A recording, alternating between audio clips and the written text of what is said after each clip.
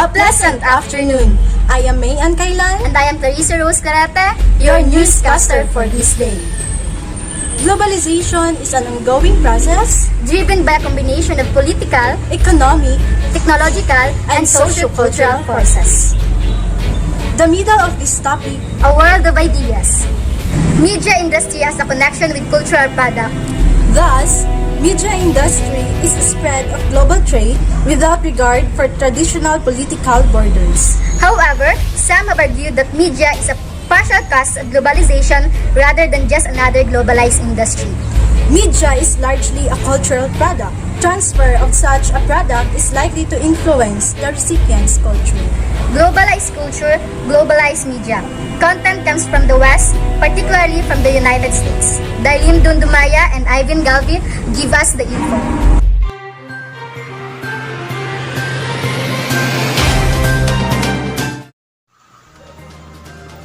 Culturalized globalization. Culturalized globalization is deeply rooted in one's culture and the global significance of local knowledge. These two dimensions can form a very fruitful interaction. Globalized market. Globalized market is a process of combining the various world markets into a single market. Globalization culture, globalized market. Much globalized media content comes from the West, particularly from the United States. Driven by advertising, US culture and media have a strong consumerist bent, meaning that every increasing consumption of goods is encouraged as an economic virtue, thereby possibly causing foreign culture to foreign country and create demands for US products. Some believe that this will contribute to a one-way transmission of ideas and values that result in the displacement of indigenous culture. Josefina M.C. Santos, Globalization and Tradition Paradox in Philippines Television, Culture and Media Development, number 3, 2001, 43-48. Globalization as a word economic trend generally refers to lowering economic trade borders, but it has much to do with culture as well. Just a transfer of industry and technology often encourage outside influence through influx of foreign money into economy. The transfer of culture opens up the same markets as globalization takes hold, and particularly community comes more like United States economically. This community may also come to adopt personalized US culture values. The outcomes of this spread can be homogenization. The local culture become more like the culture of United States, or heterogenization. Aspect of US culture come to exist alongside local culture, causing the media of globalization. Thousand Oaks, C.A. Sage, 2005. Making sense of this range of possibilities can be difficult, but it helps to realize that a mix of many different factors is involved. This is Darlene Dundumaya reporting. Ivan D. Galve reporting. Vertical integration and globalization. Vertical integration in multinational media companies becomes a necessary aspect of studying globalized media. Alma Ritaoy and Ria Jane Alocada, please give us the info.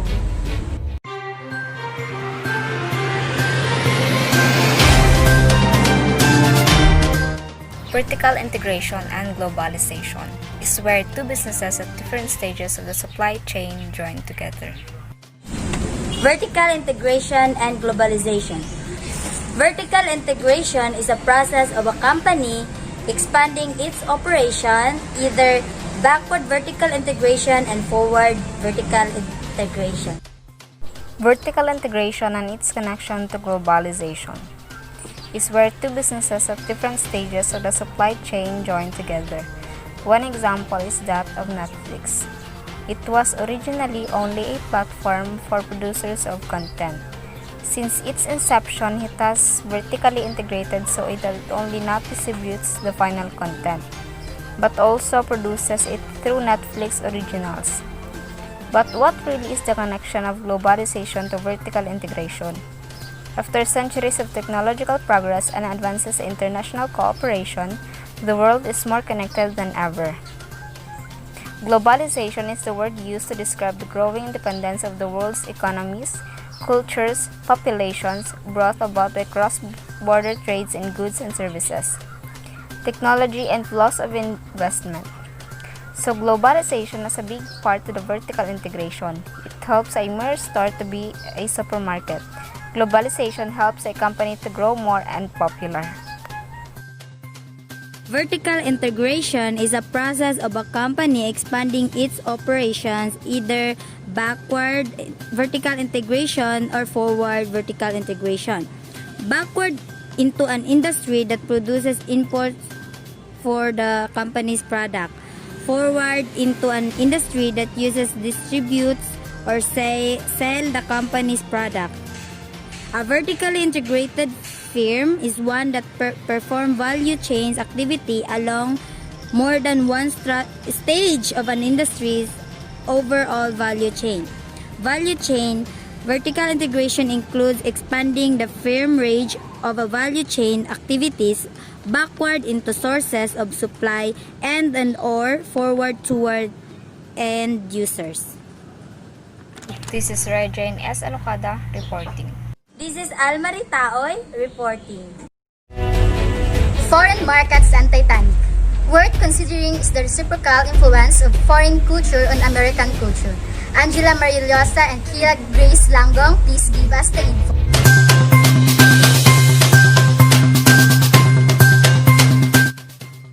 Foreign markets and Titanic.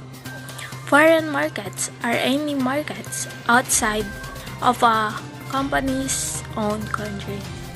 Selling in foreign markets involve dealing with different languages, cultures, laws, regulations, and requirements.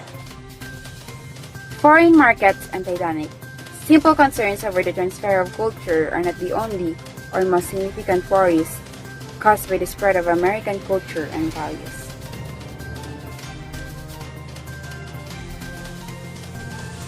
American culture is increasingly exported around the world thanks to globalization, and many U.S. media outlets count strongly on their ability to sell the product in foreign markets. But when Americans consider their own culture has in fact been tailored to the taste not only of U.S. citizens but also to those of worldwide audiences. This is Kala Grace B. Langong reporting.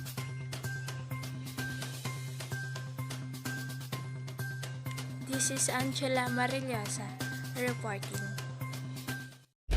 Globalization and religion. It implicates religion and religions in several ways. Van Quadrado, please give us the info.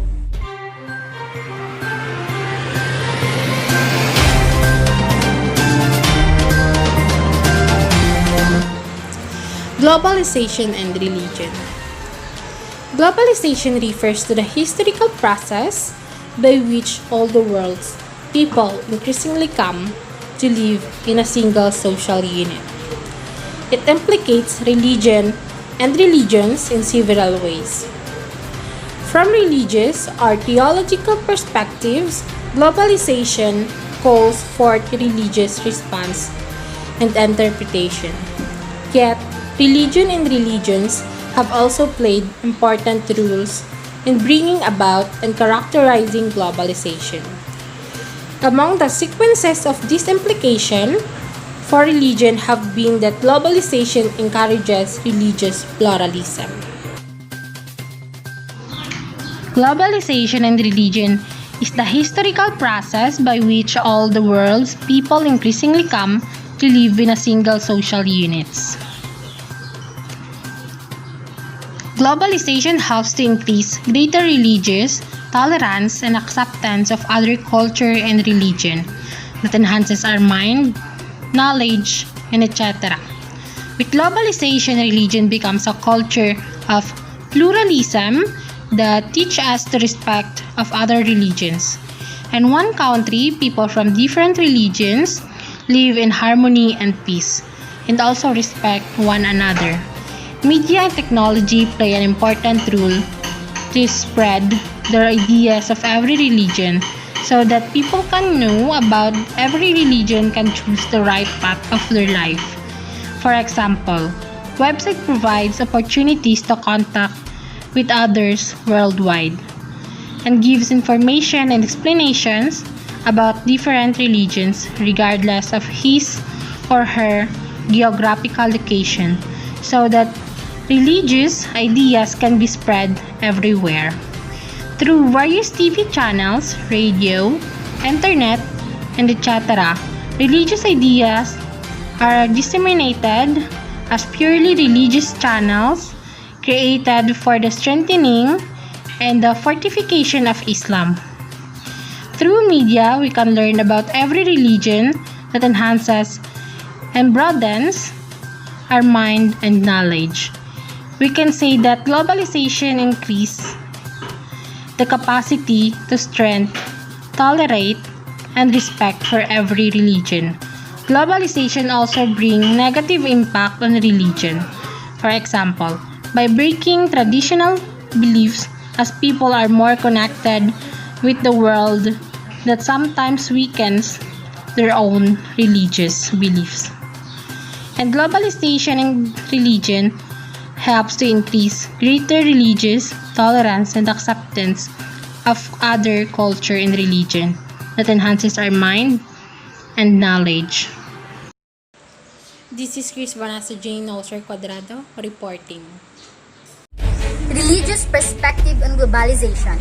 Globalization results in violent and the unjust oppression of the majority of people around the world. Shalame Rokiro, please give us the info.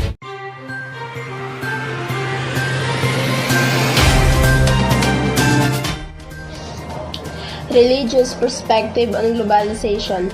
Globalization results in violence in a just oppression of the majority of people around the world. It is the chief cause of global and local environmental degradation. Religious insiders' perspective do not necessarily limit themselves to position for many religious leaders. Globalization is a unique opportunity to evangelize and to engage in interfaith dialogue.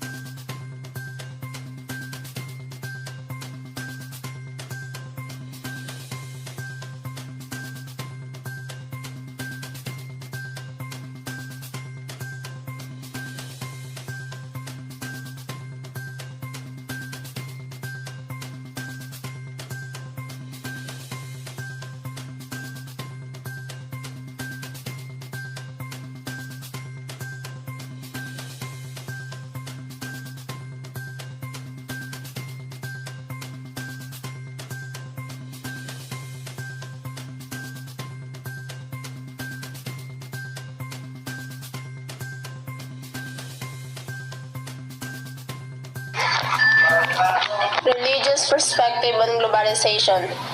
Accordingly, globalization results in violence and unjust oppression of majority of people around the world.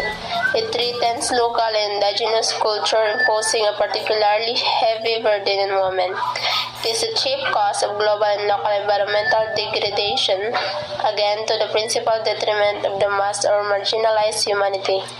Thus, for example, Christian, Buddhist, Muslim, Jews, and those speaking from indigenous tradition all arrive at similar critical assessment of globalization. And far from being in a characteristically religious perspective, such arguments are quite common in the overall literature, whether recognizable religious or not. Religious insider perspective do not necessarily limit themselves to opposition. However, some theologically oriented observers argue that religion has an essential role in shaping globalization, that the negative outcomes of globalization point to the need for a positive global ethic, which religions can provide. The efforts led by Han Kung in this direction are perhaps the most well known. For Kung, not only does the globalized world require a guiding global ethic, but key to the development of the ethic is harmonious relation and dialogue among the world's religion.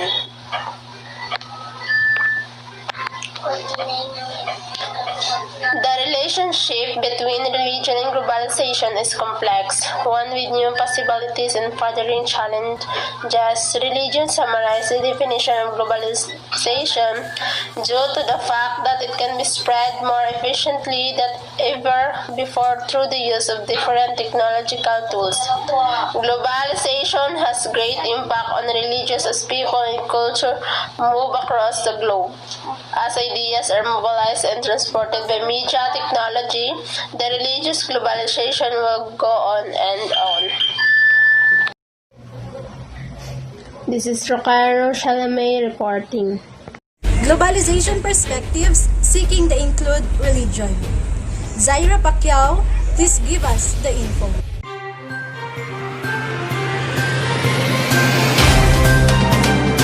Religion and religions in globalization.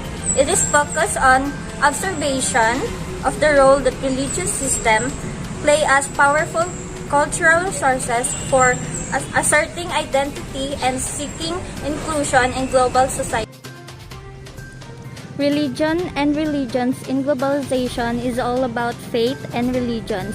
Some approaches examine religion as a global or transnational organization whose multiple forms work to a large degree independently of economic and political system, and which tie different regions of the world together in ways comparable to global commerce, international affairs, mass media, sport, media, or tourism.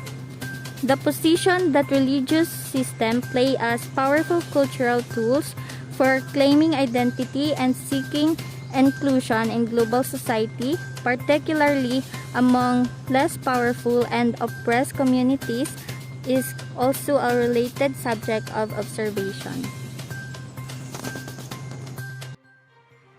To better understand, let me discuss the brief summary of entire report.